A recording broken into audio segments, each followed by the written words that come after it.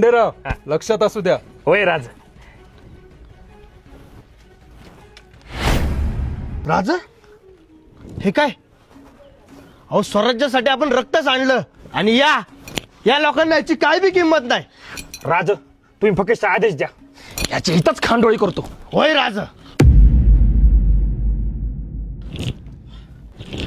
हे बघा राजा, अहो हिरोजी इंदलकरांनी आपल्या स्वराज्यासाठी रायगड बांधला.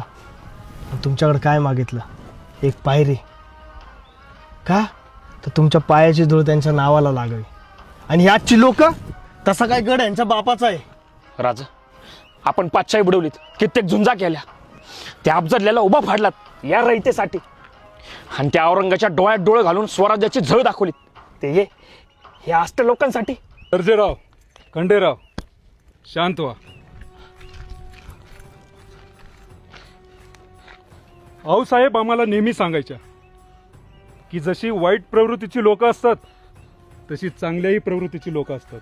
सर्जेराव, म्हणूनच आपण या चांगल्या प्रवृत्तीच्या लोकांसाठी स्वराज्य उभा केलं. बघा मावळे कसं गडाचं संवर्धन करतायत. आजच्या स्वराज्यातले ते खरे मावळे. बरोबर बोललात राज. हो राज, तुमच्यासाठी आणि स्वराज्यासाठी 1000 वेळा कटू आणि 1000 वेळा मरू बी, पण प्रत्येक जन्मी तुमचा मावळाच व्हायचंय.